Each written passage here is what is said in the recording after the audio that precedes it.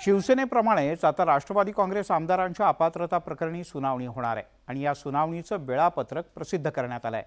6 ते 27 जानेवारीच्या दरम्यान ही सुनावणी होईल।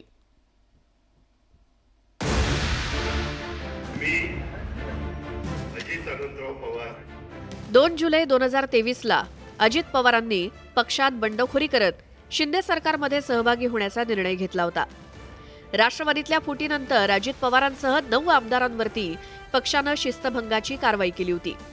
त्यानंतर या आमदारांवर अपात्रतेची कारवाई करण्यासंदर्भात विधानसभा अध्यक्ष राहुल नार्वेकरांना पत्र दिलं होतं। या प्रकरणी आता विधानसभा अध्यक्षांसमोर सुनावणी होणार आहे।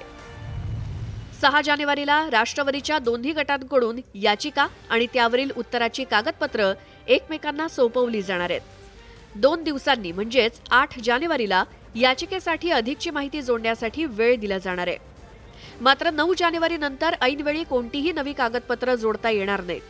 पुढे 11 आणि 12 जानेवारीला याचिकेशी संबंधित कागदपत्रांची पडताळणी केली जाणार आहे। 14 जानेवारीला सुनावणीत कागदपत्रांचा समावेश करण्यासाठी अथवा एखादा संदर्भ वगळण्यासाठी अर्ज करता येणार आहे। 16 जानेवारीपासून विधानसभा अध्यक्ष नार्वेकरांसमोर प्रत्यक्ष सुनावणीला सुरुवात होणार असून सुनावणीचे विषय नक्की केले जातील।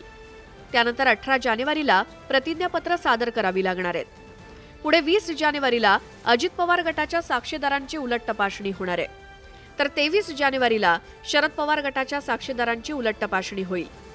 25 ते 27 जानेवारीच्या दरम्यान राष्ट्रवादीच्या दोन्ही गटांकडून अंतिम युक्तिवाद केला जाणार आहे। राष्ट्रवादीचे आमदार अपात्र प्रकरणी 31 जानेवारीपूर्वी निर्णय देण्याचे आदेश सुप्रीम कोर्टानं विधानसभा अध्यक्षांना दिलेत। त्यामुळे राहुल नार्वेकरांना या महिन्याभरात सुनावणी पूर्ण करून निकाल द्यावा लागणार आहे। मात्र विधानसभा अध्यक्षांच्या निकालावरती अजित पवारांसह त्यांच्या सोबत मंत्रिमंडळात सहभागी झालेल्या राष्ट्रवादीच्या मंत्र्यांचं भवितव्य अवलंबून असणार आहे। विधानसभा अध्यक्षांनी त्यांना अपात्र ठरवल्यास त्यांना मंत्रिपदावरून पायउतार व्हावं लागणार आहे।